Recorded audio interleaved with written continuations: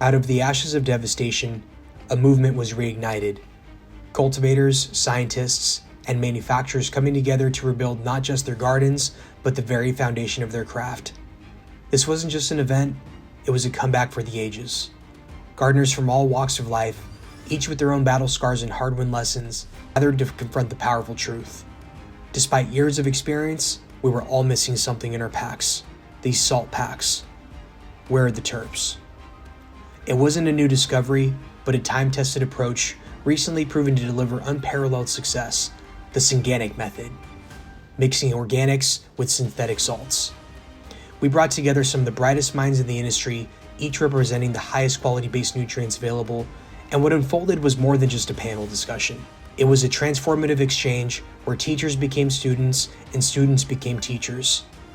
Seasoned cultivators, once set in their ways, found themselves rethinking their entire approach, as new insights bridged gaps and didn't even realize it existed. There was a commercial way to apply these organics at scale, and also learning about how not to clog your drip emitters. We didn't just talk about methods, we pulled back the curtain on the organic formulas driving real results, breaking them down in a way that resonated with even the most experienced growers. Every challenge thrown our way, every situational question from the audience was met with proven, replicable solutions. The results spoke for themselves, and the room was left in awe. This wasn't just about sharing ideas, it was about shifting mindsets, changing the way we grow, and proving that even in the wake of disaster, growth is always possible. The wisdom of the past met the innovation of the present, lighting a path forward for the entire community. We don't hold back at the CoNNect. We're here to give back, sharing everything we've learned so you can achieve the same results. This is more than a discussion, it's a blueprint for success. Now sit back, relax, and let's turn up the terps. Welcome to the Synganic Revolution.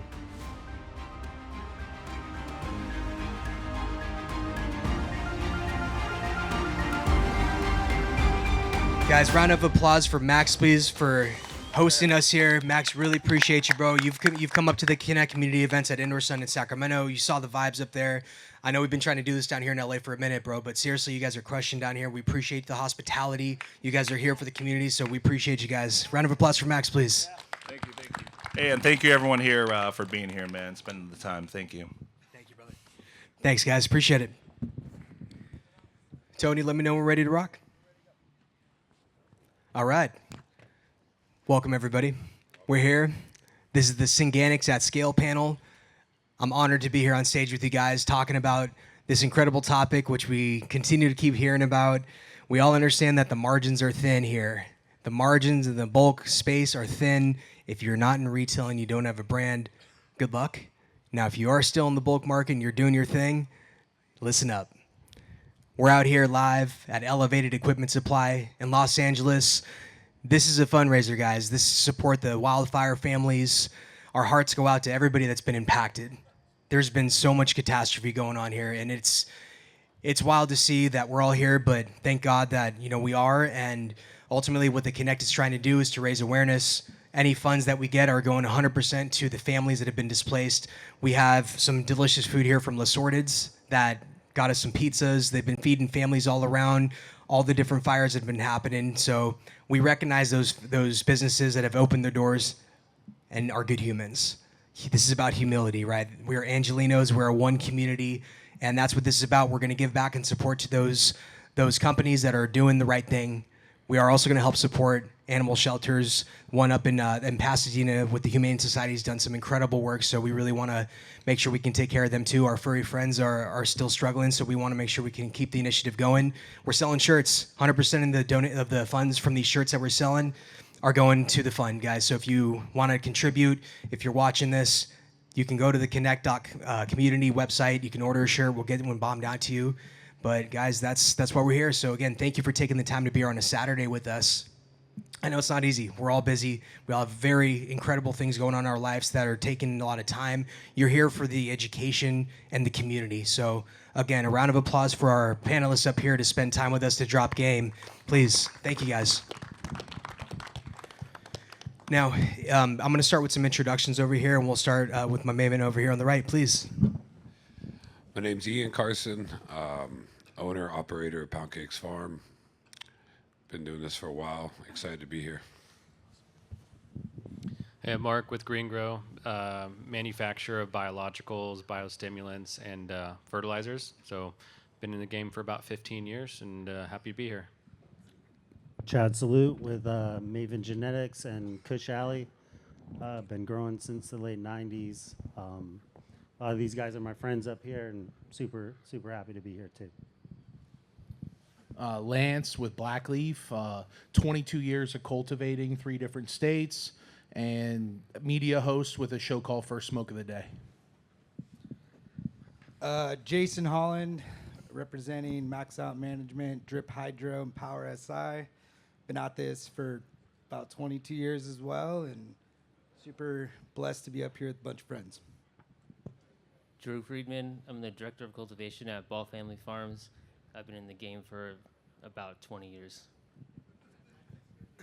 What's up? My name's Kevin Crouch, and I have a farm up in Sacramento, Powerhouse. It's an R&D facility, and I've been cultivating for 22 years as well. Let's go, guys. Well, thank you all for being up here. This is an amazing panel because we have a lot of diversity up here.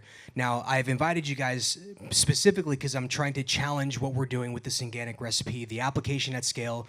We all understand that if you're just growing with straight salts, you might have some opportunity to increase the terpenes. What are we doing to separate ourselves out in the community, right?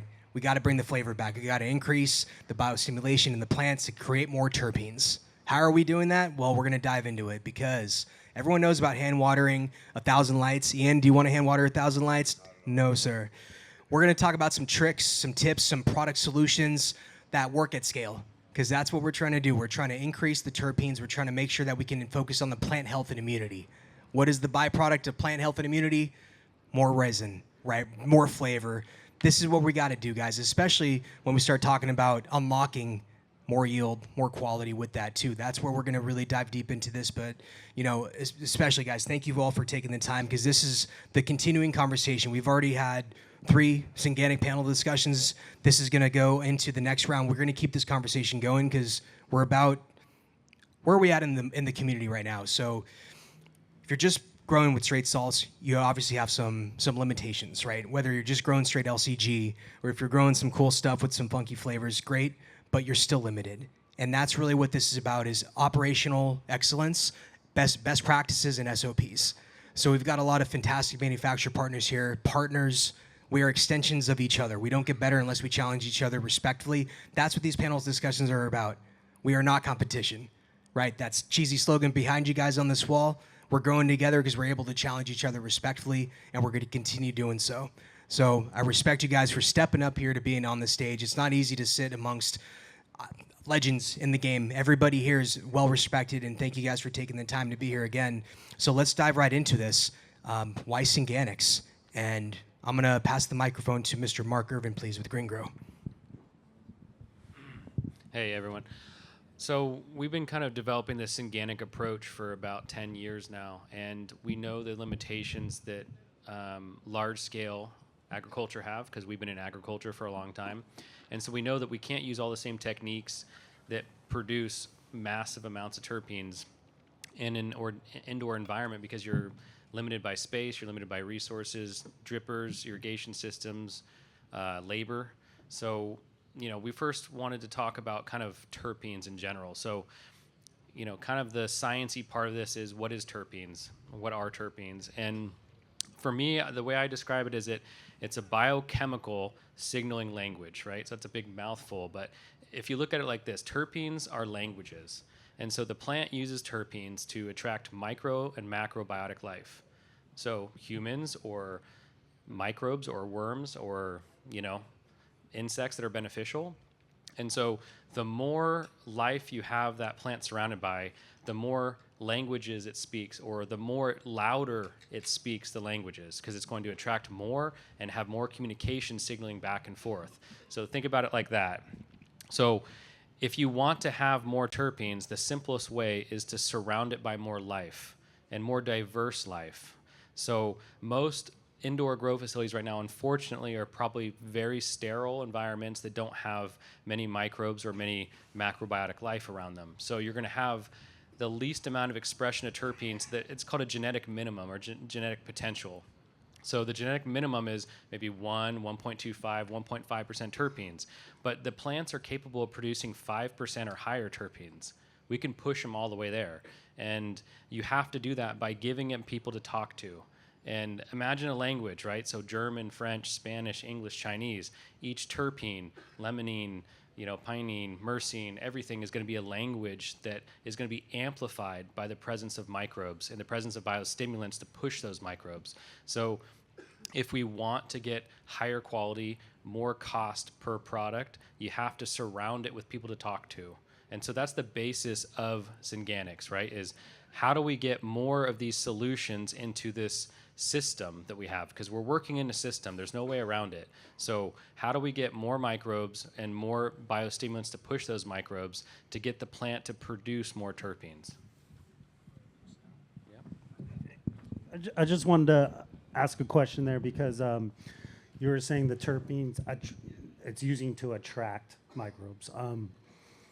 I was always not always under the impression, but doesn't it keep away certain things, or isn't it a defense response as well? Like I read a study on thrips and how it can increase terpene production and cannabinoid content as a defense response. So is it both? It's both.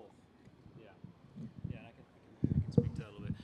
So it's both, because we're doing what's called mimicry of nature. That's what we're trying to do when we're cultivators, when we're growing anything in agriculture. And so you're going to get the good and the bad, right? But at the end of the day, the plant's pushing those out to attract life. So in some cases, it's going to deter some types of pests. Sometimes it's going to attract some types of pests. But in general, it seems to be, it's attracting life in all respects. When we go to the grocery store, you could buy a tomato that was grown hydroponically, or you can grow a tomato in your backyard. Which one do you think smells and tastes better to you guys? Backyard. Because there's a plethora of life surrounding that. There's no secret to why backyard tomatoes taste better. They're grown in an environment that is not sterile. Is there a way to trigger that synthetically? Like if I'm going into it saying, okay, I know and understand the process that you're talking about, but now I want to trigger that synthetically, that response. There's actually a old nutrient from Advanced Nutrients that was Bud Factor X. So what that would do is trigger the plant to think it's being attacked by mites, other insects, which obviously let the plant do its thing. And it reminds me of what you're asking. So yes, it is, but that nutrient doesn't test clean here. So yeah. Would that be a chitosan product? Something that triggers a SAR response? Kevin Crouch, would you like to touch on that? Yeah, probably likely chitosan. If I remember Bud Factor X, it also had, tricontinol and had other growth, natural PGRs. So I think that's probably how it triggered, that SAR response that then elevates the plant immunity, think it's being attacked, and then produces more terpenes, higher yield and so forth. Is that a natural thing that we're banning, or is that something that is harmful that we're pushing out? Because then we go down the rabbit hole of, are we banning things that are okay? Is that, you're saying a natural growth hormone doesn't sound that bad? No, I mean, Mark could probably speak to this a little bit more, but you have alfalfa meal as, which is a natural form of, tricontinol, shellfish extract, and, insect frass is chitosan. So there's ways to extract, to have that natural form that you'd see in nature. And they're just mimicking that in synthetic form. Do you think you could use that in batch feed? Yeah, absolutely. Oh yeah. Yep. That's one of the biggest things that we're touching on is what goes into our weekly cocktail, our inoculant and our foliar. And chitosan, we're actually using a product called High Shield by Hygrozyme, which we're also experiencing going through the fogger as well, right? Because we're talking about workflow efficiencies, SOPs, best practices, and the fogger, I mean, shout out to Dram. That is a great product, especially when we're not just the Hydra, right? We all have seen these badass hand sprayers, but the auto fog. Kevin, could you touch briefly on that solution? Yeah, I mean, operating a commercial facility, minimizing labor, obviously, is one of the most important things. So nobody really likes to invest their whole time spraying. So the auto fog, low micron allows you to foliar apply a lot of different products. I refrain from using oils in there, but stuff like chitosan, calciums, even non-suffocant insecticides work really well in there. And so it saves labor and allows you to kind of treat the whole room really quickly and very low labor cost. Do you need a saturator? With No. The drum? Okay. And awesome tool for room resets. Yeah, absolutely. Helps with any aspergillus risk. So that's like the main reason why I use it is to blast your whole room and try to reduce it. You had PM, you had botrytis, aspergillus, any whatever you have in that room, you can elevate it up pretty, to a high level in that room and fog it out. And the micron's so small that it gets in every nook and cranny. Refresh my memory. How big's the micron? Is it less than Like, one? No, it's like sub 5. I think it's like 4 Sub or 5. 5. Okay. Yeah, and I think one thing to mention too is that this isn't just a root system we want to hit. We want to hit the foliar, right, too, like we're talking about, because the microbes and everything else, the biostimulants need to be a canopy and a rhizonal effect, right? So you're going to get both effects because you need everything in the top and at the bottom, right? As below, as above, right? So On your autofogger for a reset, are you doing a sterilizer through it? Yeah, usually PAA. Okay. And normally if you A use just parasitic acid or xylitol? no, it's like a high level PA, 15, either like a Sanidate at 5% or even a 15%. Really, you're not treating the plants, and as long as there's no humans in there, I just try to really get the quantity, as much quantity as I can get in there, highest volume, just to sterilize whatever. And and it's all ratio based, so really you're not putting that much product volume in that autofogger compared to what you're actually doing. And if you were to try to foam or spray Sanidate or any PAA on the walls and you have any exposed conduit, you're going to rust out that conduit. And that was my second question, is that autofogger's probably stainless steel internals or something? Yeah, it's a special, you have to get a special nozzle. Because I have the autofogger, but I don't have a special nozzle for it. Yeah, and don't. And We had to learn the hard way. Yeah, yeah, you get about 2 applications and it just destroys that nozzle. So, and it's about $1,200 for that nozzle, by the way. Yeah, I know. Yep. So, but it's killer. Drew, if I can tap into you for a second here, because you've been cultivating at Ball Family with soil and hydroponically, now introducing some Synganic touches. Touch a little bit on your experience from the soil indoor cultivation scene. Yeah, so I think we've been taking a little bit different approach than most people because our brand was really built on natural organic. Like we still have 2 soil rooms that are completely soiled, large container, 10-gallon containers. And our Synganic approach is also we use soil as a substrate. We don't use coco. So, but for us, like I've been buying stuff from Mark for 8 or 9 years now at this point. So like we're still using basically poop as our main fertilizer source for our large container like organic rooms. But we also do use some chelated nutrients, just raise the bioavailability of everything, especially when you're trying to push higher PPFD from up top and from below now. We've just been kind of adding some things in there to kind of give it a little bit of a boost, and it's been working pretty well. I don't like to base everything on test results, but we're definitely testing higher in the soil rooms. Not so much potency, but definitely in terpenes by on average about 0.6, 0.7% higher than relative to our full synthetic rooms. Quick question on that. Yields on your soil versus your hydroponics, how big of a difference are you guys seeing? Well, so our soil room's actually been really going up. The highest we've hit is 75 grams per square foot, but I would say our average is more around 68, 67. And we're hitting 75 to 80 on average in our synthetic rooms, so it is a little bit less, but we do get a premium for those units. That was the delta. What the about premium. apples to apples, same strain, grown one way and another way, right? Are you comparing that like Daniel LaRusso? You're growing that on both sides, right? So we actually aren't really growing the Daniel LaRusso too much anymore. Okay. The flowering time's too long, and it's destroying our cycle, our flow of everything. Because we have 9 rooms, and it's like a 9-week harvest. LaRusso needs 12, so it kind of destroys everything. But yeah, we do compare. We try to mirror everything.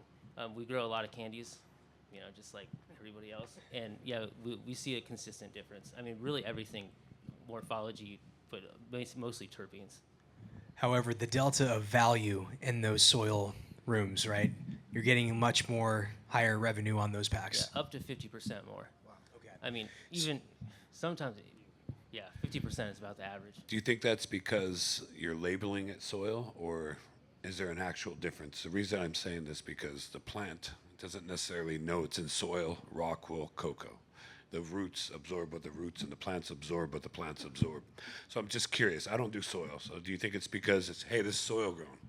This is no-till. This is this. Is that raising the price? I think that's definitely a factor. Because usually the people who are looking for that, they're looking for that specific product, and they come to us for that reason. But so marketing's that's always going to have a role. But I will say where you see it the most, in my opinion, is when you see it in the concentrates. The soil grown, and especially with the sun in soil, the concentrates tend to come out a little more complex. Like the profile is more complex. It's just a different product. They're juicier, for lack of a better word. Yeah, I mean, I have clients all over that, grow full sun and use it primarily for rosin, and there is a big difference in native soil under the sun. I mean, it's untouchable in my opinion. Especially growing in the greenhouses for years in Santa Barbara, it was better product. I don't know if it has to do with the sun or a combination of, the biostimulants that are in native soil, but there's definitely a big difference. I think we could all agree on that. Is there anybody that doesn't agree with that statement that was just made, or are we all on that same track? Well, I just don't understand why more people don't do it. Okay. Who wants to, grow indoors and press it and get the same return that you could outside where, you're spending half as much, maybe a third as much to grow the same thing that potentially is better product. Agreed. I always say that Mother Nature produces something we'll never replicate, right? Agreed. Like you put out a lemon cherry out in your backyard, it's going to produce, it's going to stack, it's going to swell. Like, you're like, this looks like a completely different plant than in my indoor garden. So something that Mother Nature does is something we're still trying to emulate inside of, four walls. But again, I believe it's the pressure, Mother Nature, the environment, the stress, obviously the PPFDs, but exactly, I think it's a combination of everything. Something we can't do. We're not giving it that nature effect that pushes a plant to its full potential. I think, part of it is the inconsistencies outdoors where you're getting these big swings in temperature. You're getting, your PPFD, you get this bell curve all day. You might have a day that's foggy. You might have a day that's sunny. So the wind, I mean, there's just so many variables outside that you can't, in my opinion, duplicate indoors. So it's like that response that the plant has that makes it a little bit better. You're seeing it with Preferred Gardens right Yeah. now, and you're seeing it with what Proper Doings was just posting, and one of the guys that introduced Jason and I 12 years ago, my mentor used to say literally over a decade ago that there's going to be a time where the price has to come down so low and the quality needs to be at a certain level that there's going to be this hybrid model of where you're seeing an indoor environment with sun-grown, and then supplemental lighting. So you're taking the best of both worlds. I feel like that's Synganic approach as well, right? Definitely. So, I mean, some of the best cultivators I've ever sat down with, that's kind of a known thing is, hey, wherever this thing goes, some of the best flower grown for the cheapest price and being able to produce a product that's very similar, almost non-tellable to indoor would be that hybrid approach. Dave's mastering it right now. We're seeing it live. 100% agree. And that's what the Synganic approach is, right? We're indoor cultivators. We're growing at scale. We're using, salts to bring our cost of our inputs down. But what else, right? We're trying to get back to that stabilization point. And how do we utilize this? And this is, Kevin, this is kind of where it goes back to what you were doing in your prior life, blasting these organics through large scale. How many emitters did you have per room? Yeah, up to about 6,000. Okay. And you had practices, right? Some of these things that you're doing, because you are inoculating through your batch tank, your fertigation system, which you ran at H.E. Anderson. Yep. And you were talking us a little bit about what that weekly inoculation looked like. So similar to what you guys were saying is, trying to emulate nature. And I when I started to get into the commercial space, I wanted to do that, and obviously do it safe, because who wants to risk putting, organics through 6,000 emitters and have a whole half room clog and so forth. So it took a while to get there, and in that process, it was really controlling the flow of nutrients and how to flush that system and ensure that those organics were fully getting flushed out afterwards. And obviously starting with a soluble form of organic, which is I approached Mark as well to get that. So you really need a good carrier, a lactose base. Something like a zeolite or talc, you're probably going to run into some problems in your filters and potentially your emitters. So you got to have a good source, and then you blast it through on personally a weekly basis. You could do it more often, and I just found a good SOP is to open up your flush valves afterwards, usually within 24 to 48 hours. I don't think it's 100% necessary to follow that, but that was just what I did and that SOP allowed me to not have any clogged emitters. And I had actually more clogged emitters from pH fallout and things like that, from potassium hydroxide and other salt-based programs, but the organics never clogged them. What about the biofilm? Are you worried about that at all? So no.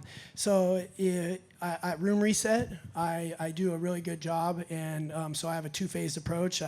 I use a PAA product through the lines first, Sanidate, whatever you want, and so I put that through, and I hold it, and that dissolves any salt nutrients and allows the orifices and the emitters to open up. And you also, when you do that, you have to have a program. So you have flush valves, fertigation to room, flush valve, from room to table, flush valve, end of table, flush valve, as many as you could do. So that way when you're not pushing all those organics or salts from your fert all the way to your drip lines, you can eliminate them in process. And so that way when you get to your bench, there's already less debris, biofilm, salts. So how many times a week are you cleaning the filter? Is it once a week, daily? So if you run pressure gauges, you can base it on that. So you watch pressure reduction, but I would say a good rule of thumb is weekly is what I would do, and it's not because it's insoluble. You're just gonna see the disc filters or whatever you're using are gonna have debris, and so weekly is what I would do, and usually after your inoculant. So Wednesday inoculant, by Friday filter change. So many investors need to hear that. There's been so many fallouts between investors and growers over this exact topic right here. Like, I can't even tell you how many people. It's like the lines are getting dirty, we're clogging. Well, this topic right here, like, no lie, I would bring you in to the meeting and be like, hey, talk to my guy right here. Like, Line maintenance is such an important thing that I feel like was overlooked for so long that, back in the day, we used to all run nutrients with biostimulants. We didn't even know it, right? And our weed was great. And then all of a sudden, about 7 years ago, it came to this, how cheap can I grow this pound? And all of a sudden the packs were lacking something. And we used to use open flow drippers back in the day. There was no pressure compensating. It was an analog timer. I was watering for 15 minutes at a time. It is what it is. And now that we're using these small pressure compensating emitters, line maintenance is important. Cleaning your irrigation lines in between every single run is the key to success, because once you start chasing clogged drippers, first of all, it's very time consuming, and who wants to spend all day, pushing, sucking out an emitter or unplugging one and putting a new one in. So line maintenance is key. And if you can stay on top of that, there is biostimulants that run through irrigation extremely well, but you have to be on top of your line maintenance regardless. So I know a lot of people that try to flip the same day and they do well, but then after time, they're wondering why the drippers are clogging, biofilm, everything's building up, and they're getting pressure to reset, right? You want that 5.5 harvests a year, but you have to understand you're going to lose more money down the line you're basically tripping over dollars to pick up nickels. You know what I mean? So it's very important. It's crucial. Well, I come into Before- facilities all the time, and they're like, my pH is changing. It's starting at a 5.8. Now it's at a 6.5 to, a room that's at the other end of the building. And you're like, have you cleaned your lines? And you're like, you cut open their main line, and you're like, what the fuck have you been? 3, 4, 5 years worth of biofilm and scale in there. It's mind blowing. It's bad, man. Go ahead, Drew. Before we figured that out, the importance of line maintenance, we've had to unstake every plant in the room and elevate it on a root riser and then run acid through the lines mid-run and then flush it out again, make sure it's good and then stake it back up. So I like the tip you gave about being able to flush it at multiple points throughout and not having, the ultimate push to the end through the drippers to somehow clean. That's the approach. And that's what I was going to touch on. Purge valves are very important. We purge every night. We run a sterilizer through it, let it hold overnight. We purge at the rack. We purge in the room. And one thing you touched on was the pH fluctuation, and that's a clear sign that you're going to have some biofilm in the lines if you see that rise or fall at the dripper from your nutrient rack. But purge valves are extremely important, and in fact, you just keyed me in on I forget, Rivulus, I think it was. Yeah, Rivulus. And the pressure gauges and purge valve at the table, so you can actually purge a lower pressure that it doesn't go through your drip line, so you can clean that line as well. this is one of the cool things that's going on at Powerhouse is that we're trialing and we're bringing in the innovators, the leaders in certain subject category, and now we're getting to the next stage. And one of the things that we touched on is solutions for line maintenance, something called High Clean. It's not a chlorinated product. It's not an acid. It's not hypochlorous. This is a chelating agent. It's an organic line cleaner that breaks down the salts and minerals, so you're not going to kill off your rhizosphere.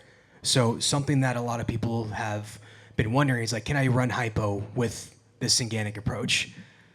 I'm sorry to say it, but no. One thing, we're in California, so we're not doing a total yeast and mold count. Right. But if we were in a state like that, we'll have problems with the microbes going through. So is that something that, as the cannabis community, we have to change because we know it's better? But, if we're going on other states' regulations, it's going to be very hard to do a trichoderma or a bacillus or something of that nature. Yeah, I can speak to this a little bit. So we also have to get into advocacy because the laws that are being rubber stamped in every state right now are just copies of laws from other states that did it terrible. And you cannot grow agriculture sterilely, as we talked about. And a lot of the tests that they're testing, they're not sophisticated enough to say, okay, this is aspergillus and mold. They're just saying it's a pass-fail. And none of the beneficial microbes should fail a test because they're not pathogens, right? So when you do food in agriculture, it's a 5-panel pathogen test for E. coli, salmonella, that kind of stuff. But across the United States right now, they're just doing pass-fail for any presence of life. And that's impossible. It's impossible. So everyone's failing or everyone's having issues or they're going to sterile-only environments because that's the only way to pass. Or they're dunking the cannabis in some type of sterilization agent before it goes to the dry room. It's insane, and it's bad for people's health. We had an industrial hygienist come through our facility, and the outside levels of aspergillus are high. Yeah. So when you're looking at something like that, and you're going like, I'm gonna die if I smoke something with aspergillus. Well, if you were a boy in a bubble and you had no immune system, we're attacked by not attacked, but we're around all this stuff all the time. Yeah, there's billions of CFUs, colony-forming units of these types of microbes in 1 cubic foot of air. So it's really misguided by the legislature. It's misguided by people who are writing these bills. They have no idea what they're talking about, and most of the time they're not biochemists or biologists or anything like that. And so that's where we've had this push to go all salts sterile across the country because they don't want to lose their money. They don't want to lose their investment. So is that why a lot of states are doing the remediation? Because I know people in Colorado that are making more money from remediating people's cannabis than they are growing weed. Absolutely. Yeah, it's crazy. Yeah. And the last thing I would say about this is we're going to have quality drop and drop and drop because of the laws. It's really, that's the biggest piece, is they're shackling us from being able to do this organic approach properly. Literally 7 years ago, we were entering a competition and we were running 4 strains in the same room. And I won't throw the organic, I won't throw them under the bus because I love them as a person and a brand, but we were using an organic foliar that's very popular. And one of our strains, which is heavy, was cookies, right? Like a platinum GSC cut. And it was the only one in the room that tested high for yeast. And they couldn't tell me anything other than, like, we can't let this in because of this, but it was in the room with 4 other strains, 100% organic.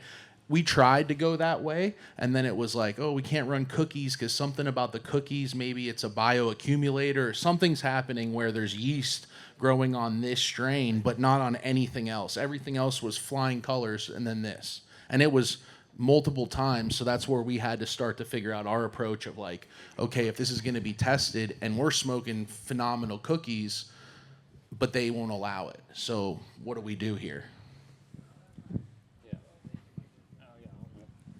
Yeah, I mean, think about this one thing. Why does San Francisco have the best sourdough? Does anyone know? That's the yeast that's natural to The that. yeast, Yeah. right? We have so much yeast, especially in California, in the air, and it's actually beneficial for our bodies. And it's crazy to me that they're telling us that that's like a pathogen or whatever. It just shows they don't understand how the world works. Do you Just think? a side note on that, you can leave out flour and water on your table, right, for a couple days, change it out 50%, and you'll have your own yeast that's natural to your house growing bread. Absolutely. Okay, so we breathe it in, but the combustion of it, do you think it's a combustion, right? Breathe in Just smoke. like Eagles 20 is all over all of our vegetables, fruits, everything that we digest. But when it combusts, it's a carcinogen, right? So My old boss used to tell me if you shoved anything up a rat's ass, it would kill it. But I don't know.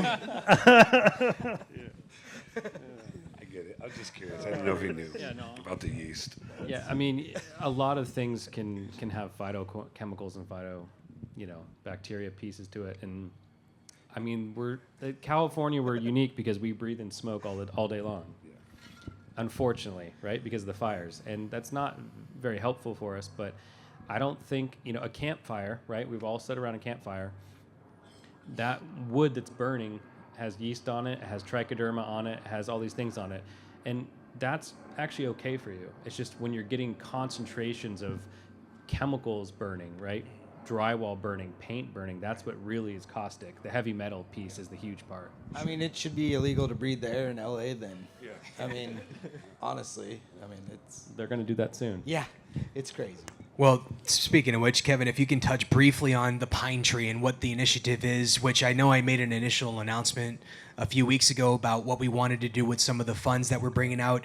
Pine trees are excellent for scrubbing the air and kind of redefining what we're doing with our ecosystem down here in Los Angeles. Kev, if you can just briefly touch on that, please, because that is still at top of mind. Yeah. So I have a background in ecology. That was my formerly trained ecologist, wildlife biologist. And so I did a lot of wildlife tree work, and specifically the trees that are being proposed. You have the Jeffrey pine, Coultier pine, and ponderosa pine. And so all 3 of them are great native plants that do sequester carbon, obviously replenish oxygen. And depending on your location, some might be better than others. Jeffrey pines are typically a little higher elevation. Coultier pines have a big ass pine cone. Probably don't want to plant those next to a parking lot. It'll bust out your window. And ponderosa is generally really good for erosion. So on hillsides, ponderosa would probably be the best. Thank you, Kevin. So thank you that we have not forgot about this initiative. I'm still going down the rabbit hole. I hit a pretty big roadblock when I started to find you can't just go plant cool stuff or trees up in wildlife areas. So we will start talking about an urban approach. And if we can plant pine trees in our homes. And there's something that is brewing there. So we've got some great contacts that are supporting the initiative. So we're still going to be coming down the road with that. But obviously it's a long-term goal. We got to start thinking about our environment down here. So thank you for touching on that, Kevin. Now, if I can switch the subject briefly to substrates, because there's a lot of confusion around, can you grow microbe life in rockwool? How about coco? Obviously soil, yes. Biochar, cool. But let's touch briefly on that. CFU counts. Mark, let's touch on that substrate. Yeah, coco all day long. Just you got to make sure that it's charged and buffered correctly. Soil for sure. Rockwool, yes. It's just you're going to have to be applying it a little bit more frequently. You're just going to make sure to keep the population counts up. And again, pH plays a role. So making sure the pH of the substrate is I'd like it to be a little bit higher, obviously, in my opinion. But 5.8 to 6.2 is pretty awesome for microbes. The one thing that people need to realize, though, is these are inert medias, right? So coco can come in inert, but like Rockwool and stuff is completely inert. So what we want to do first, charge it, right? So the first thing you do is once you get it, you need to rehydrate it. You put a powdered microbe and a biostimulant in the liquid that you rehydrate it with, and that charges it. And that's the really first key point. It's harder to get it in there unless you do it at the very beginning, because you'll always be chasing colonies. But if you charge it to rehydrate to begin with, you're golden. You touched on colonies, right? What is the time frame that it takes for those things to colonize your root zone? I was under the impression it takes quite a bit of time. Is it just the signaling to the plant that those are there, or they have to colonize to be effective? Yeah. So we'll do it in categories. So bacteria like bacillus, penny-bacillus, things like that, pseudomonas, probably 48 hours, maybe less. Trichoderma, let's call it 5 days. Mycorrhiza, it's going to take about 10 to 14 at least, depending on what's going on. Mycorrhiza can take as much as 21 days, but that's really dependent on conditions, environment, what you're putting through the lines, if there's a food source, things like that. So carbs play a huge role in this. It speeds the process up. So if you get carbs into the system early on, you're going to have colonies a lot faster and a lot more aggressive. So, and then the thing, there's some products that still exist in the market that have ectomycorrhizae in it. That is not suitable for cannabis production. So, is it the signaling, or is it actually feeding the plant? Is it just signaling the plant, or is it breaking down nutrients for the plant to feed off of? Yeah, so the bacteria can feed the plant very quickly. That just it releases enzyme profiles and metabolites. Other types of microbes, it's going to take a little longer, for sure. So, the signaling is the first step. So right when the microbes wake up and start doing their thing, they're signaling. They're signaling to the plant signaling to them, and then the nutrient cycling happens probably 7 to 10 days, on the outside. Now, one of the things that we're also going down the rabbit hole on is dissolved oxygen. This is something that's really cool. It's exciting because we're starting to see benefits in actually lowering the DO level to have a bit more CFU count. Kevin, if you can briefly touch on that to give your experiences with it. So yeah, we cultured. We had Chirospace. Shout out to Jeremy of Chirospace, a dissolved oxygen nanobubble machine, and he was up last week. And the data is not in yet, so I don't really want to speak to it and rain on his parade because it was awesome to see. But we tested different DO levels, and speaking about microbial colonization, we saw it colonize in 48 hours on a petri dish. So. But we're running about a 12 DO out of the emitters, and the diversity of microbes we saw was a little higher initially than like a 24 DO, and it was both of them were higher than standard city water. And Kev, starting DO was 24, and at the dripper it ended up being 12. Was that correct? It ended up being 12. Still trying to speculate on why, but assume maybe the dab pump was causing some degradation of the dissolved oxygen. Now, And this was a fresh line too, by the way, freshly cleaned. Previously, we had our DO at the machine at a higher rate, in like the 40 or 50 range. Is that correct? No, 24 was as high as we had it. We were operating somewhere in the 18 to 22 range, and then we had batch tanks in the rooms, and so it goes through dab pump, liter pump, and then through your filtration system. So, but right around a 12. But strangely enough, that's where we actually saw, at least our samples, the highest CFU diversity. And that's one of the things that we're going to be touching on is CFU counts in Rockwool versus coco versus other substrates, and that's That's the fun part, is we get to understand a little bit more with quantitative data, and obviously we start looking at COAs with different terpene results and start measuring the sap tests and stuff. Let's see what's going to improve that and where that optimal DO range is. And I can't say enough good things about Space and the nanobubble technology that these guys are doing. Really innovative stuff, and most importantly, it's creating more surface coverage. Right? What does that mean from a colonization perspective? Less product. So you don't have to use as much microbial life to actually get more diversity out there. Absolutely, it's dissolved oxygen also creates a better surface structure for nutrients too. Whether or not it's biologicals, it helps create less surface tension. That the nutrients are create a better uptake. So not only just microbial life, just general chemistry. Recently, when we're talking Synganics, or let's talk like hybrid approach, I keep all my moms in coco, right? But then my bloom rooms, I've found after now 2 runs, I like the flower better in Rockwool. So now I have a hybrid approach of all my moms and genetics, anything seed chasing, any phenos are all in coco, because I get closer internode spacing and I can take more clones off of less moms in coco. Obviously that has to do with drybacks and feed rates, but I'm just finding an approach like let's expand is I'm having all my moms in coco. I have less stakes going up. I have less issues with watering. I have drybacks I don't have to worry about as much. And the flower though, when grown in Rockwool, is fluffier and is just something about when I'm smoking it, and maybe this is just the old me, but I still, to this day, I like my flower grown in Rockwool, but I do like my mom's and genetics in coco. That's just, and I've taken that approach the last 4 to 5 years now, and I'm finding better and better results for me that way. I would agree with you. Older plants, bigger plants in coco.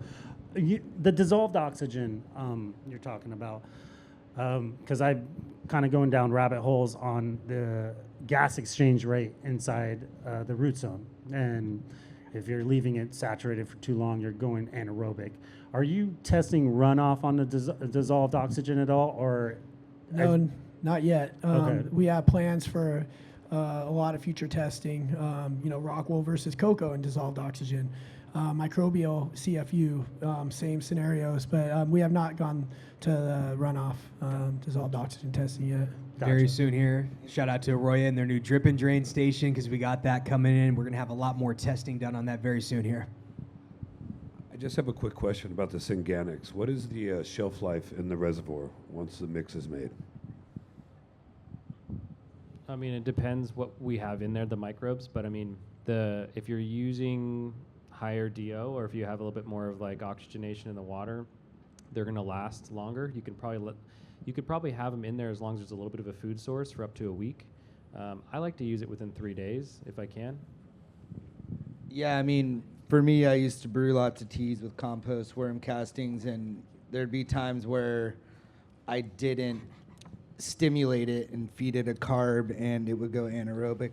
So it was always fun messing around with kind of, that fine line of, okay, do I need to add more sugar, less? The quality It does work, but I'm not a fan of letting biostimulants sit in a reservoir for longer than 48 hours. I'm an inline feeder. Yeah. I don't even have batch tanks at So this point. we have Power SI, and I primarily will only feed it through injection. I don't like putting it in a batch tank where it's sitting in a reservoir for longer than 24 hours, because it does better on injection where it gets to go directly to the plant. It doesn't have to sit in a batch tank or a reservoir. I mean, but that goes for all biostimulants. I definitely think that they do better going directly to the plant without sitting somewhere for longer than 48 hours. Even nutrients too. You don't really want anything to sit. For sure. Yeah.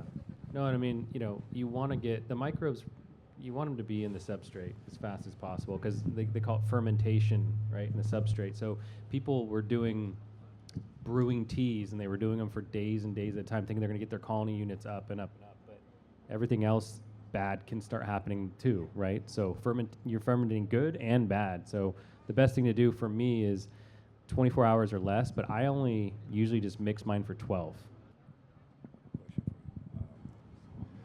what is the ideal temperature for your Synganics in the reservoir? And also sitting in the lines, going through the rooms. A lot of our pipes are in the attic or they're through the hallways, different temperatures. How does this affect everything?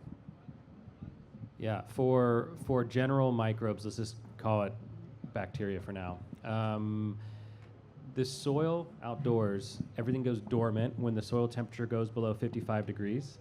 So around 50 degrees, you're kind of getting very sluggish activity, and it's kind of dying off at that point and kind of sporing.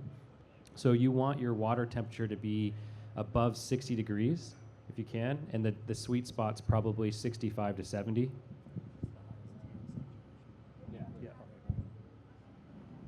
Chad, you made a great comment. That's the saturation, the optimal saturation rate for DO as well. No, say what you're saying. Go ahead, Chad. No, he just was commenting. Highest was 65 is the highest saturation of DO. So, yeah. Now, acids. Mr. Crouch, you asked, or actually I asked you last night because this is always something very interesting, like sound like that. So we've been talking about putting the plant into senescence, right? And I know this is early. We just tried it this last run a couple weeks ago, but like once you cut your P2s and you're going into senescence, we triggered something, right? What were we trying to do by using that high injection of high clean and then followed up with the full power? Shout out BioAg. Thank you, Josh, for this, because this was a really cool topic that you brought and challenged us with. And touch briefly on that. Maybe we can bring Josh over here for a second to elaborate on this with us. Yeah, I think using like a fulvic acid or some other chelator, which they kind of operate very similar. Josh could speak a little better about it, but they unlock the micronutrients and make them bioavailable for the plant to uptake to start senescence. Yeah, the idea is when you're running at the end before your initial flush is to catalyze all that buildup that's been left up in the medium and in the roots and get it going in as fast as you can. But at the same time, stimulate the last of those microbes that are in the soil so you get a big uptake at the end before it flushes away. Soil or medium. So you're just expediting that process of senescence through the acid. Yeah, through a fulvic acid, process would allow that uptake to happen like that. So do you still need to taper at the end or do anything, or is it just the fulvic acid that's doing the work? I'd still taper, but any sort of buildup, like Josh said, will be utilized in the root zone. Yeah, it really depends. If you're indoors in soilless medium, most of the time you still want to do the taper. You're still going to see the best results doing that as opposed to just a dead stop. Awesome, thank you. Thank you, Josh. Appreciate it, man. Sergio. Yes. We talk about Synganics and synthetics, and this conversation's all spawned from that flavor or lack of flavor or synthetic flavor, however you want to call it, because I tasted in some people's flower and then some people's flower is just empty. And now shelf life, people are complaining about going down on terpenes and on flavor, on everything. Where's the balance point of synthetic and organic to where we can run that through lines, we can do what you're saying, but also, clogging lines is a massive issue. Like, and most big cultivators, that's gonna be the biggest thing that they're worried about, trying to switch over between nutrients, and they won't a lot of times because of that. This is the biggest thing that we're always challenging is we offer trials, right? If you want to try the recipe, no problem. Scan the QR code. We'll send you whatever you need. The biggest thing that we start talking about is facility competence, team competence, SOPs. Are you going to be able to clean out your batch tanks? Do you have a cone bottom tank? Do you have flush valves, right? Are you prepared to actually do this? Because if you're not, we're not going to let you do this. Like, this is a very high risk situation. So yes, there's definitely balance points. But ultimately, it's just about the education. It's having more of these discussions. There's presence around, but we have the showroom. That's what Powerhouse is. We welcome anybody that wants to come through and actually see the facility in action, learning the SOPs. We got to get more media and production up for that, because just really getting people exposed to it at a high level is coming soon. But yes, there's a break point, and this is something that I've started to really experience from the pheno hunts that we've been going through, and just seeing my genetics going through this system. way more terpy. My mouth is coated in terps. Obviously, they're great selections from the get-go because, you know, we've all got a great network of genetics. But when you start seeing it go through the system, holy smokes, the genetic expression is incredible. So shelf life, retail, yes, absolutely. I feel like the biostimulants definitely allow your plant to express themselves in a more natural way. It's not as like forced where everything, you know, we could all grow the same strain and someone could grow synthetic, someone could add some biostimulants. I always feel like the cannabis grown with biostimulants is always going to express itself a little more naturally, like true to its form. And it's just proven itself time and time again. I mean, I will never do straight organics and mix my own soil and stuff again. But when I did that, the weed was amazing. And I still, to this day, would take those batches over anything I've grown in the past 20 years, but it is a lot of work. So I feel like this Synganic approach is like the best of both worlds, where you're allowing your plant to, you know, show its true form, but you're also able to keep your lines clean and provide the, you know, your customers with the best product. Yeah, one thing that we haven't talked about tonight too is mineral balance, right? And the problem with going completely synthetic is that we can only put so many chelated minerals into the salt-based fertilizers, you know, and you usually are kind of stuck with, you know, the known ones, you know, manganese and zinc and copper and things like that. But think about us humans and plants. There's 102 known trace minerals that we take inside our body to produce everything that we have going on. And so the more minerals and diversity of minerals we can put in there and the microbes play on that, the better the expression is going to be, the better the genetic expression, the genetic potential, and the terpene potential. So again, out of 102 known trace minerals, I bet you we're only using about 20 to 25 on any given grow.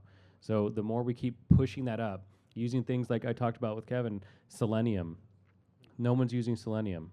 Selenium is used for, in humans, progressing the sexual hormones, right? The sexual production, getting into, you know, the right state where you can produce your maximum potential. And so we're missing a lot of these types of trace minerals that are going to just provide another process in the plant's life cycle. The quantitative data around trace mineral count testing, finding a lab that even does trace mineral count tests is a little difficult. You got to go out of state, or you got to really know somebody in the agronomy space to do that. But hey, I just want to throw a shout out to Ervin Plant Labs, because they heard us when we did our initial talk about Synganics back in March of last year. They now offer that service. So I'm appreciative of that kind of conversation, because again, we're not even using things that have fully unlocked the potential for cannabis.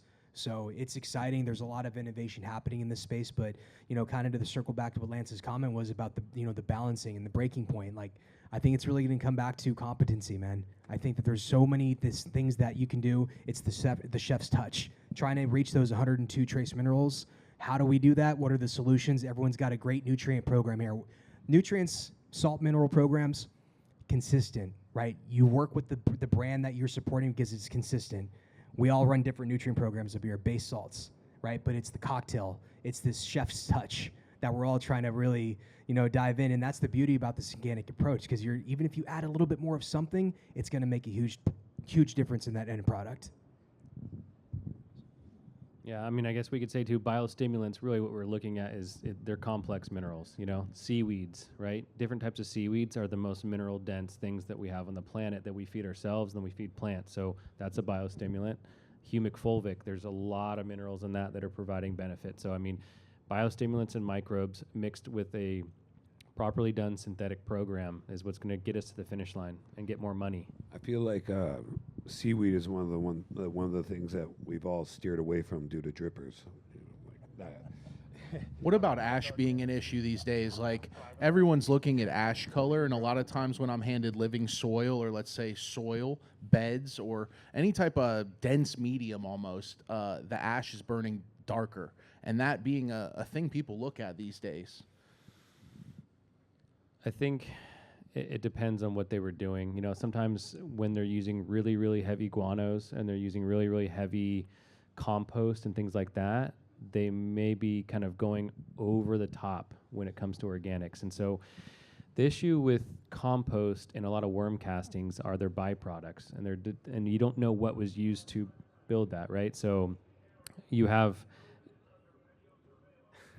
I'm sorry, there's so many people talking. But so compost, like most compost, we're just getting it from like a place where they took green waste, right? Terrible, right? You're getting a lot of junk and a lot of chemicals that are built into that compost.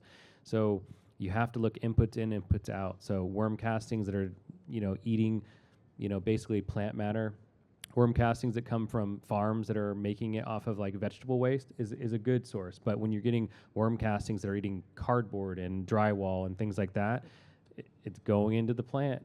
And then you're going to get that kind of darker, browner kind of ash that you don't want. But if you're using cling inputs, and then carbon content's huge. We can talk about that. Some people think in the organics community that more carbon, the better. No, there's a balance in nature too. So in nature, you don't really want more than like 15% carbon content for your soil. And so some people are using biochar, then they're using worm castings, then they're using humic, then they're using compost, and it's all carbon. So we have to balance the carbon ratio to get the right white ash that we're looking for.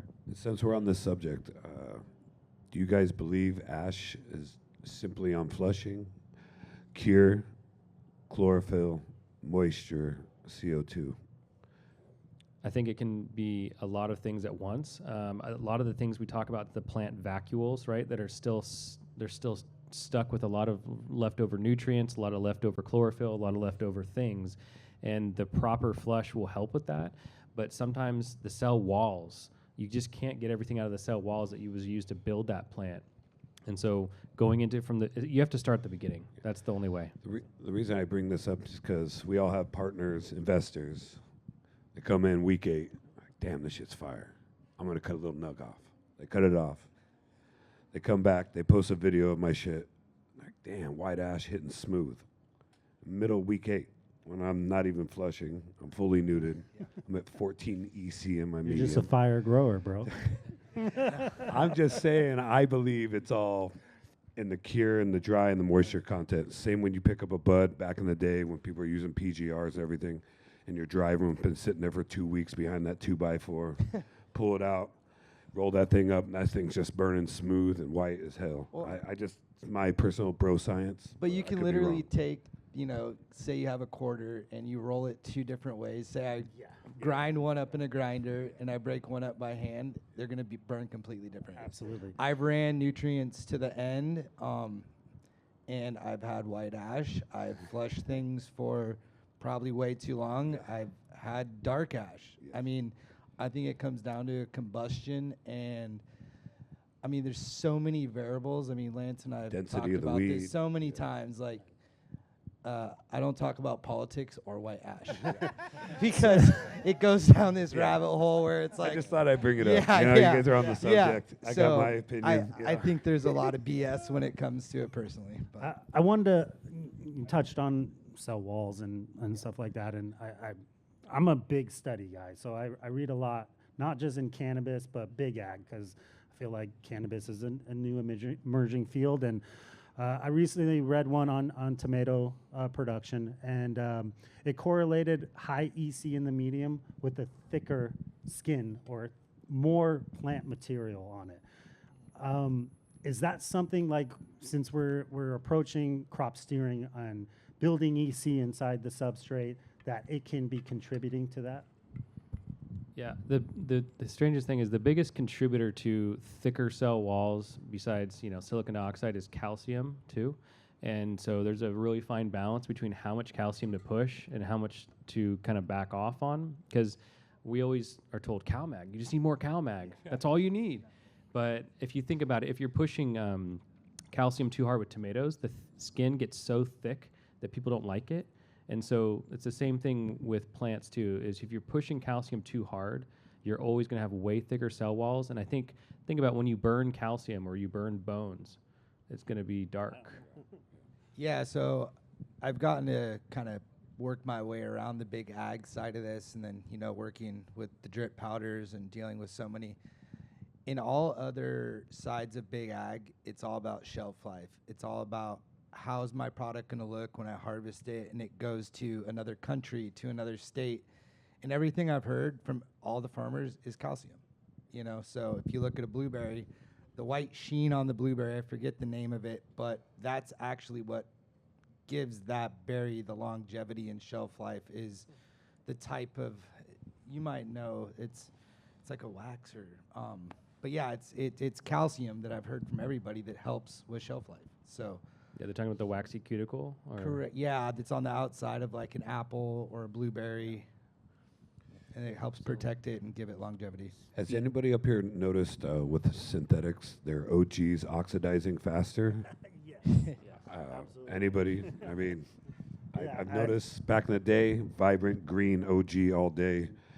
It's like chronic, just blasting neon green. And then nowadays, I feel like after 3-4 days, Doesn't I'm last. starting to see a weird turn on my OGs. I mean, not now. I don't grow OGs now, but when I was. So I didn't know if anybody else had anything Absolutely, to say about that. brother. Absolutely. It's too bad we can't rely on some of these testing places to start testing this for us and give us feedback for stuff like that. Like, hey, we're seeing this. Please give us some science behind it so that now we can figure this out. Is it something that we're not feeding or we need to feed or We took out before. exactly? Because back in the day, you know, you had a 15-part liquid recipe, accidentally adding CalMag 3 times, wondering why it's yellowing up. But it's just curious. I'm wondering what we're taking out that is missing the gap. But I didn't know if anybody up here had an opinion about that. I'm glad you guys all see the same thing I see. I think that Rockwool weed oxidizes quicker than cocoa or soil-grown weed. Personally, I've grown the same strain in both medias, and I always feel like my soil or cocoa-grown weed is definitely lasts longer. Do you feel it's the what's your logic behind that? I'm curious. I think it has to do with density of medium. I think there's a role that plays with those roots having to push through that medium, because you could feed the same exact. We could feed drip and we could feed drip. We could do power SI, same lights, same almost exact room, right? Where they could be side by side. Something to that root zone having to push through a thicker medium. I don't know. I think I'm gonna have to push back on that just a little bit. Our soil weed typically smokes the best out of everything that comes out of our rooms, and our soil is definitely on the denser side. I would have to say Like, it's the you most know, dense medium out there, correct? Yeah, it's on the denser side. Sometimes, like in the beginning, sometimes we're not watering for 3 days, you know, especially at that initial saturation. But then again, there's who knows really. But also going back to the black ash and calcium, has anyone pushed calcium chloride really heavily early on before? Of course. Dude, it's so that's the only thing that I've seen consistently where it will make your weed burn blacker than the midnight sky. Like this. Like straight black no matter what you do. You cure it for 3 weeks, no matter what. It's just That's why I don't black. use it anymore. Yeah, exactly. Yeah. Is that what's the rise of slow nickel, right? We've seen him come up, like some of these guys, Cannabis Mechanical, he's freaking out in my DMs now. Yeah, he posted something on We your see guys literally post rising earlier. up, and they do one thing. This guy makes calcium or sources calcium. He doesn't even make it. Slow nickel rebags. Gotcha. But we see that being such a popular thing and people start to chase it, where even me, I'm starting to do my research like, all right, is this something I need to incorporate that we missed the last 22 years or 30 years we've been cultivating? I think a lot of the shit he sells is good if you're struggling. Like when I had some rooms not doing their thing, I'd added a couple different variables of his calcium, did great. You know, we were having some AC mechanical problems.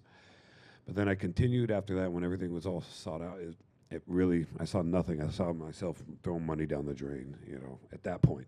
But not to say it doesn't work. I think it works when it's needed, per se. Yeah, and that was one of the solutions that we had from BioAg. Josh recommended the Calmino, right? It's a chelated amino, calcium. Excuse me, Kevin. Do you want to touch briefly on that? Because I Chelated think calcium. Yeah, It's yeah, amazing. the more bioavailable form of calcium, so the plant can uptake it. So it's, I'm a big fan of calcium as well. It helps build the cell wall and helps have the building block to prevent PM, bud rot. Drives all the nutrients Yeah, to the so whole it's- plant. it's- It's a it's freeway. It's a important. 405 for the plant. That's why I love the Green Aminos product. The Green Aminos has 2 forms of calcium. It's hard to find that in a one-stop shop application. And so, you get a lot of calcium in that product. Hence one of the things you get when you go into a hydro store 15 years ago. It's like more CalMag. Just bump it up to 5 ml. You're like, cool. I would love to dive into some Q&A with the audience if we have any questions. Yes, sir. If you want to come up to the mic, I can get you over here. I wish I could walk over there, but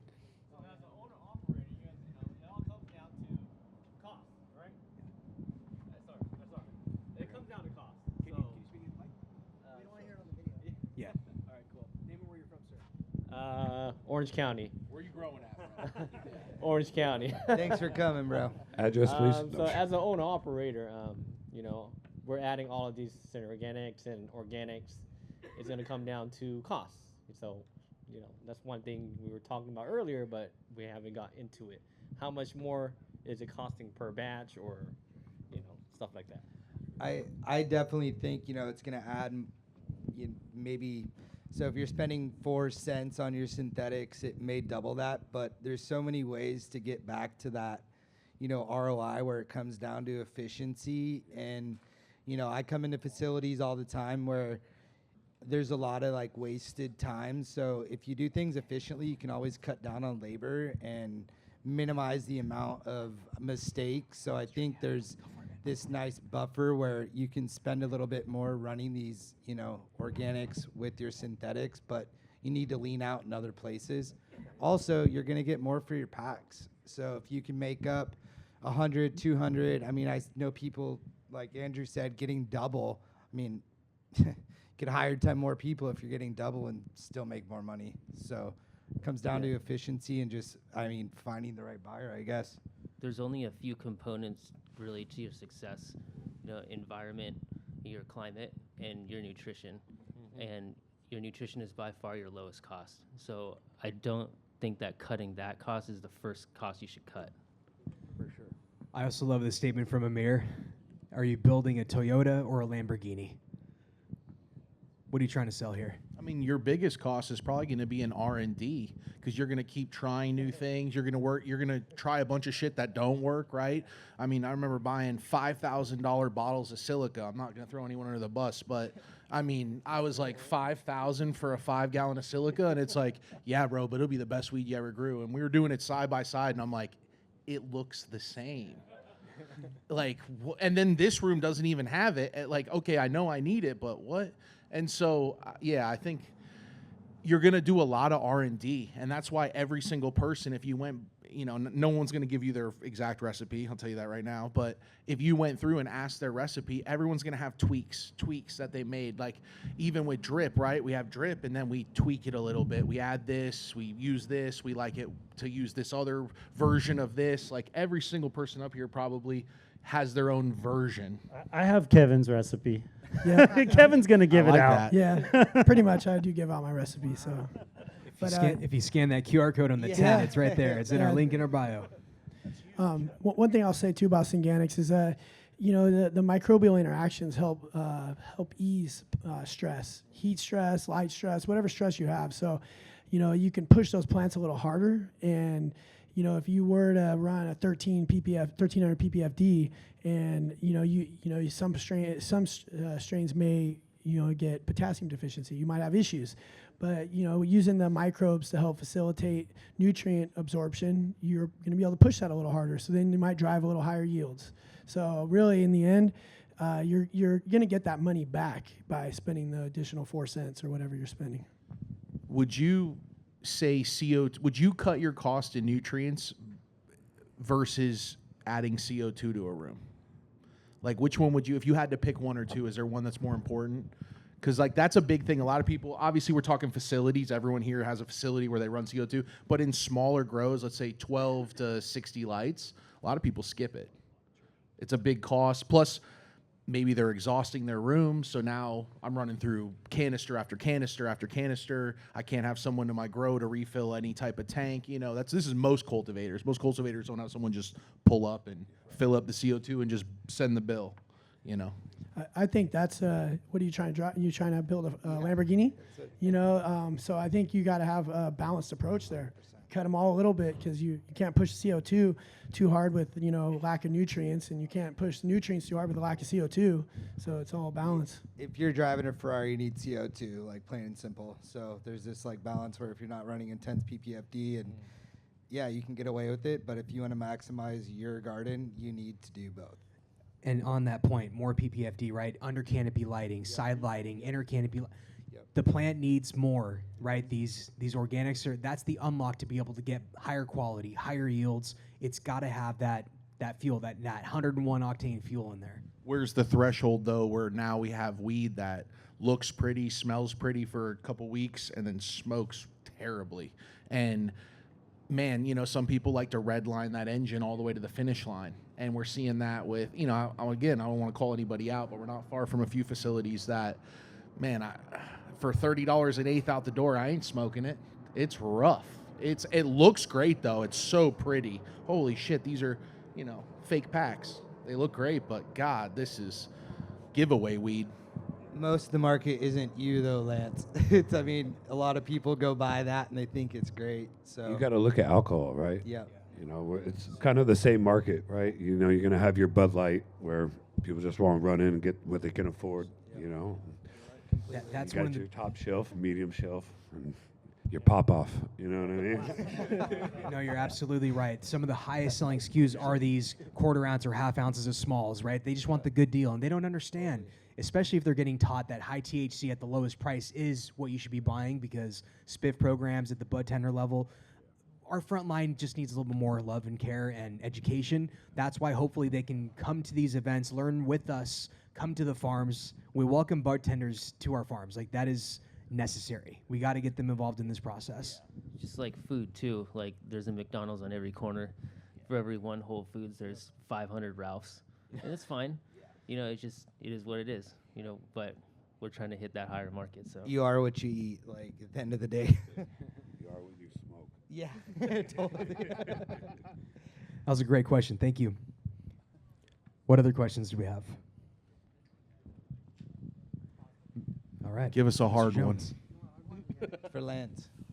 I know a lot of you guys make base nutrients up here, so I was hoping maybe you could speak on the different types of calcium nitrate. Are they all made the same? Are there cleaner calcium nitrates? And are the booster pack ones any better?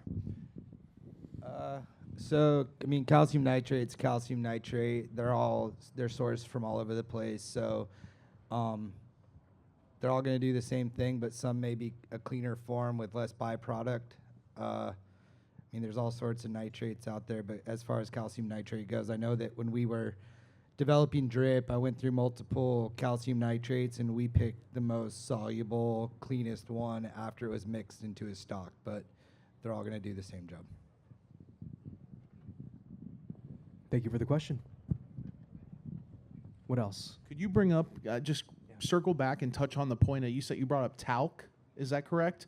In nutrients and being able to run large facilities with that not being a case? Well, talc it can be a carrier for microbes. So, you know, it's a real pasty substance that will settle out, and it will get clogged. It will get caught in your filters, but would be a little worry about it, solidifying in your emitters if you don't flush it out too. So it's something you can filter it out though, and let it settle out, and then take the liquid off the top. But it's extra work. Is that something you have to figure out yourself, like solubility, or is that something I can look for when I'm looking at a calcium in a nutrient company, or I'm looking at a potassium in a nutrient company? A certain derived potassium, derived calcium is cleaner with less talc? Well, as far as like microbial, products, they'll usually a lot of times say the carrier on them, but I think it would be good to probably, talk to your manufacturer to ensure that it's soluble before you use it. And if not, start small. Just do a little test, bucket test, jar test, see what settles out. And if you get solids at the bottom, you're probably best filtering it out, or call the rep and ask, hey, can I send this through the emitters? It looks like there's insolubility. Yeah, let me speak about that a little bit, because most mycorrhizas on the market, across the world, are using talc powder, or they're using zeolite powder, or they're using chalytic clay powder. So that's always going to not pass the jar test. The one thing that Kevin and I and Sergio worked on was creating the first mycorrhizae that's actually soluble, so making it into a lactose carrier. Lactose is what we should be using as an industry standard for what we're doing, because lactose can go through drippers, it can pass the jar test, it can be soluble, it's not going to have that much left over at all out of almost every carrier that's used. So I think looking at any microbes that you're going to be putting into your system, one, concentration needs to be the right concentration, and then two, lactose needs to be the main carrier, and maybe dextrose. My question is for the people out there that don't know, what should they be storing their organics at? What temperature? Dry, humid, just so people can. Yeah. Nothing worse than buying an expensive bottle, thinking Yeah. it's working. You do the whole harvest, and you're like, this doesn't work. Throw it out. You never use it again. If it's a liquid microbial, it should be stored in the refrigerator. If it's a powdered microbial and it's spore form, then it could be technically at room temperature, but I still like it to be a little bit colder. Mycorrhizae is the secret to mycorrhizae is that you want to have a cold snap before you use it. So you always want to put mycorrhizae into the refrigerator 24 to 48 hours before you use it, and then take it out and use it, because that cold snap mimics what happens when spring hits and the soil temperature raises above 50, 55. And so the mycorrhizae needs that as a trigger to get going more aggressively and faster. I wanted to ask Kevin and yourself if because we're all getting into this Synganic approach. We have to up our game constantly, and I think anybody that's a cannabis grower is constantly doing something like this. Forever if it's spectrum, evolving. it's forever evolving. Spectrum training, changing lights, DO in the water, organics. What is, if I'm completely synthetic, what is the first product you would recommend to put in that system? And what are the changes that I would see with this product addition? Yeah, I think a broad spectrum consortium, like we have a product called Biomen that we sell into like agriculture for pistachios, almonds, grapes, all that kind of stuff. It has Bacillus, Pennybacillus, Trichoderma, and Streptomyces. That would be the first place I'd start, because those ones are spore forming. They can take a little bit of abuse. They can get to work faster. And then from there, you can move on to the other types of species, especially things like mycorrhiza, and move on down the line, because I think we need to get to the root of it first, something that works quickly, that wakes up fast, and that can cycle and trigger the plant to do what it needs to do. On the bacillus, because we do use fungicides, some stuff like cease or something like that. Is it certain bacillus? Is it Bacillus subtilis? Yeah, so each bacillus, what a bacillus is I call it a factory. So what we get out of bacillus are enzyme profiles. So each bacillus is going to produce a unique fingerprint enzyme profile. That enzyme profile is going to be different between each one, and they're each going to have different things that they can do. So you have a subtilis, a lichen formis, amyleucophacieins, all those things. And I think that they're all useful because they all have different enzyme profiles that we're looking for. Gotcha. And you touched on Streptomyces. I believe activinate. Yep. Is it the same form? I know we can't use that in California on cannabis, but is it the same form? And would it have still a protection against what activinate says, like maybe Fusarium or Pythium as well? Yeah, the biggest challenge Streptomyces is that like some big corporations that I won't name have lobbied to make it so that you can or cannot say certain things on labels, because they maybe have billions of dollars and got people to say that. But so Streptomyces, though, by itself, yes, it'll handle Fusarium no problem. It'll handle powdery mildew like no one's business, but preventatively. So it's the same thing as like if I'm going to drop an elite Marine scout team into 10,000 soldiers, they're going to get wiped out. But if I deploy the elite scout team and then they start coming and getting thrown at them, then they're going to take them out one by one. So the Streptomyces needs to be there preventatively to stop powdery mildew from ever, forming. And then you can use that Biomen as a foliar as well? Yeah, it can be used as Biomen can be used as a foliar and as a root drench and a soak. And also a fog. Yeah, and it's, again, that Biomen is commercial grade, right? Sign me up, Sergio. It's what we're looking at is billions of CFUs per gram, right? Versus the stuff that's been on the market and the hydroponics market for a long time are like watered down, and they're selling it to you at a premium price. And I wouldn't have to list it in the Department of Ag because it's a foliar feed at this point. Gotcha. Correct. We got to throw love to some green aminos too. Kevin, Yeah, please. That's what I was going to say. As far as one product I would include, it would be the green aminos. That product is the most diverse array of biostimulants that I've seen, especially for the price.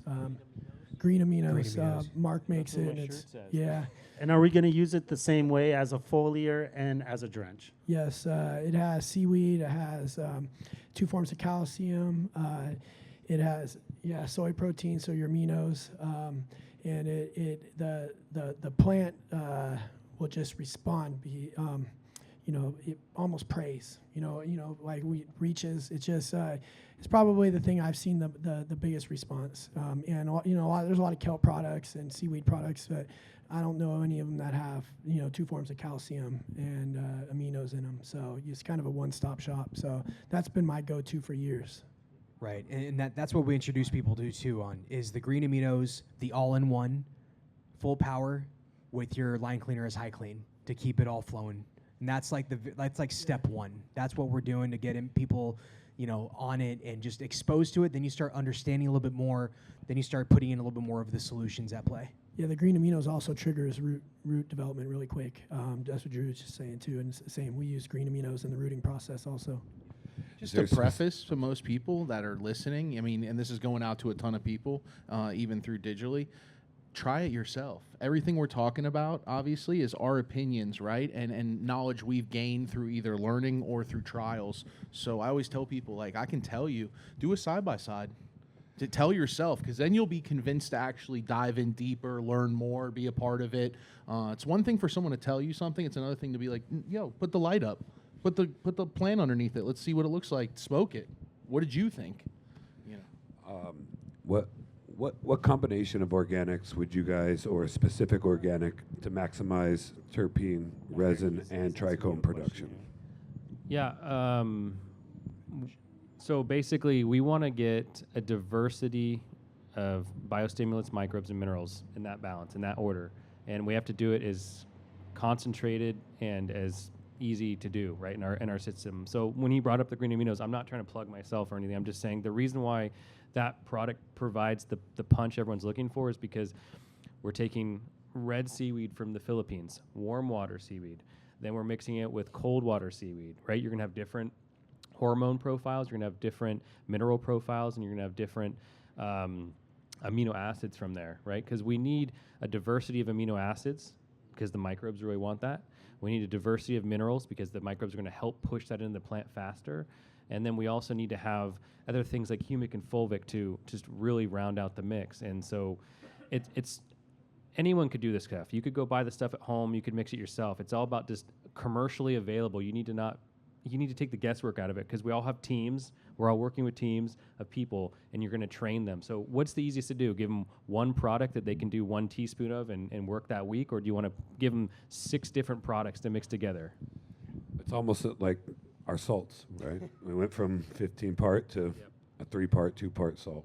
Well, I have people all the time. They're like, "Well, I make my own salts," and I'm like, "So you have employees weighing all that stuff out? Because there's 15 different things, So I also want to know how many lights I have. Yeah. Because if you're doing that on a 100-light room or plus, there's a that's lot of big big loss. farms, mixing their own salts. But at the end of the day, it comes to your employees a lot of the times doing the job and keeping it consistent. It's much easier just to rip open a bag, put X amount of pounds per gallon, and call it a day. I'm good with that. Just give me the bag.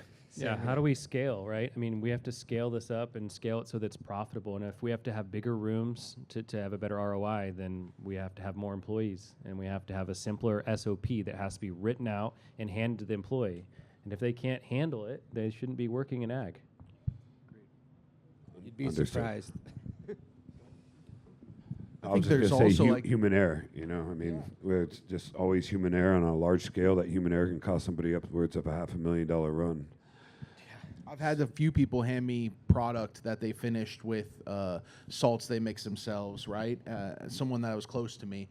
None of it has been better than product I've been handed through a nutrient company. So it's like I've yet to be like, oh, that's the upside. This is why it's better or can be better. Anything I've gotten, it was rough, and it's been multiple people who have names behind them, and I'm like, okay, there's something to be said for that as well. Like maybe the ratios aren't right, or they're pushing too hard on certain things. But yeah, it goes. I think 10 times even more for people who say they make their own microbes. Like I have people come to me all the time. They're like, oh yeah, I make that in my backyard. I'm like, okay, did you go to the lab and get it tested? Did you make sure that it was pure? Did you make sure it wasn't like, anaerobic? And like what happened? So, nutrient mixing, I think the companies do better than almost anyone because they're mixing thousands and thousands of pounds a day, and they're testing at the lab to make sure the purity is there. And they're sourcing a lot of these elements in bulk form where, you know, if you're ordering, you know, 6 to 8 times a year, I mean, your source may change. So just the consistency and making sure that you're buying in bulk and you're buying it once or twice a year makes a big difference as well. Consistency, that's been an issue we've seen with mediums lately. It seems like a lot of people battling with their own mediums because the companies are having inconsistency in their production. I talk to people all the time that are like, yeah, this right here, yeah, you know, we reached out, they said we're cycling through this batch. I'm like, isn't that been the whole year? But to me, cocoa is one of those things that's always going to be changing because, you know, you get monsoon seasons, you're sourcing it from, you know, whether it's somewhere on the coast where it has higher salinity levels, you can get more inland where it has less salinity. Are you sure that it's getting rinsed the right amount of times? Is it being stored properly? So I think when it comes to cocoa, it can get a little bit inconsistent. I know Charcore does a great job at, you know, sourcing and storing surplus to make sure that they do have consistency. So I like personally use that. But then you look at specific soil companies. Don't want to throw anyone under the bus, but you know, there's some brands out there that people speak highly of, but it's very inconsistent. And a lot of them have composts. A lot of them have stuff in it that, you know, you'll see these huge pH fluctuations and you're like, oh, my veg looks like shit. And then you test your pH and it never wants to buffer. So consistency is really important. And that's why I grew Rockwool for so long. That's a great point about cocoa, right? You are getting a bunch of different variables in the sourcing material, but that's also why cheaper cocoa is not always a safe bet. So you pay for what you get, and you know, I think that's really the biggest experience that we've all gone through. We have to learn the hard way until you don't. We've seen that with Rockwool, we've seen that with root riots, we've seen that with cocoa, we've seen that with soil. I mean, you name it, we've seen cycles of people battling with their mediums, you know? So let's just grow in air, maybe. I mean, 15 years ago, Chris, you'll talk about it. It is the fastest growth rate, right? My mentor, he used... Yeah. You run DWC before, right? I mean, it throws all. Yeah. down. Yeah. Anyone who's done I've DWC, done NFT, you're like, damn. DWC, I've done aeroponics. It's tough to do at scale, right? You end up having 50-foot tubes running through rooms with plants and you have no buffer. Kill your whole room. 2 degrees and you're done. But it's booming though. If you hit it, it's a home run, yeah. and that's definitely. There's something to be said there, you know. Definitely. Yeah. If it was consistent and wasn't so easy to fuck up, I think everyone would be doing it. Yeah. But yeah, it definitely can throw down. Those big old basketball root zones. Oh wow, Amazing. it's impressive when you pull them out. Straight zip tying roots, I swear to God, because they were running down lines. You're pulling straight, you know, Rapunzel hair out of tubes, you know, 7-8 feet. It's as big as the plant was when you scrogged it. You know, we used to scrog everything, and you'd pull out, you know, a branch that was the next light over, and then you pull the roots that are running that way, and you're like, this is a 8-9 foot span, 10 foot span on this plant, this little indoor, you know, 73-day run of juicy fruit or whatever. I miss that. Yeah, I miss that string. Anytime I can, I throw it in there. Any other parting thoughts? I know we've been going for quite a bit now. Any last thoughts or comments, questions before we wrap it up? I mean, the reason I'm up on this panel is because I am a sterile grower and I am a synthetic grower, and I got into a lot of trouble running biostimulants and beneficials and moved to sterile and moved to keeping it simple, right? Lots of consistency that way. As this market matures, we have to grow the best cannabis. I mean, indoor, there's no, you cannot grow crappy cannabis or you're gonna fail. So we have to keep upping our game. So now this Synganic approach is something that I think the people that already are growing the best cannabis on synthetics are doing, and now we're looking into this to actually elevate our game. So it's something that's never going to change. We're just going to keep having to get better and better at our craft, and this is the next approach. It was under Canopy, and our Canopy is proven. I fought it for a long time. I fought it, and then I used it, and it fucking works. So Yeah, one last thing I would say about that: if people are concerned with their irrigation systems and everything, I think just the first place to start is foliar and fogging. So we start with foliar and fogging, things like green aminos or microbes or biostimulants, and then as we kind of get our first harvest down, take some notes, and then move on to implementing a little bit more irrigation techniques. I think that's the first place I think everyone should start. It's just foliar first, and then we'll go from there. Yeah, I mean, I ran lots of biostimulants when I first started, went completely sterile for a long time. Again, I was like, my weed's missing something. And I've laid in bed multiple nights just wondering what that is. And the only thing I can think is the biostimulants. Like, it just, the weed was better. And yeah, I mean, I think everyone should just give it a try and, be on top of it. And I mean, you're never going to get better unless you try new shit. So try it. And we've all tried bread without yeast. It's kind of like a cracker, and we like the sourdough better. Just hits differently. And lean into each other, guys. Yeah. Like, this is a community. We're all learning and we're developing this stuff together. We're innovating together. Like, that's what this is about. So having you guys all up here on stage to pick this apart. And Kev, again, thank you for introducing me personally into this whole world of Synganic and actually achieving it at scale. It's fucking impressive, man. So again, shout out to you, bro. Like, this is a really Thanks. cool thing. Everybody thought I was crazy. Legit. Yes, they did. I got all kinds of looks when I'd say I'd put organics through drippers. So, but start small. That's like don't jump all the way in. Just try it in a room or tray. Any way you can just put it in there, just to try and make sure it's right for you and it works. And if you have questions, reach out to me or Powerhouse. And I'm an open book. I really am. So I don't hide anything. Amazing. Well, I love guys, that, Kevin, and I think that's how all of us are, because you can be a complete open book and tell everybody how to do things, and they're still not going to grow good cannabis. It comes down to hard work. It really does, and that's why I'm not afraid of giving everybody what I do, because it comes down to hard work. Same. hard work, baby. I couldn't agree more. You cannot match. If you match my passion and my ambition, the effort follows. Good on you. You deserve it. But guys, this has been such an awesome discussion. I know we can probably go for another 2 hours, but it's time to wrap it up. I know you guys have schedules to take care of. Thank you all for taking the time to come out here. Thank you to the Elevated team for hosting us out here. Thank you to Arroya. Thank you to Hygrozyme, Kayakor, Drip Hydro, GH, Powerhouse. Who else we got up here? We got Friendo, Indoor Sun Hydro, United. Guys, the list goes on. We have a community. This is exactly what we love to do, is to level up together. And if you haven't donated to the LA Fire Fund, please do. The link's in our bio. You can buy a shirt. All the proceeds are going to the restaurants and the animal shelters. So please, guys, we appreciate you. LA strong. Until next time, guys. Much love. Thank you.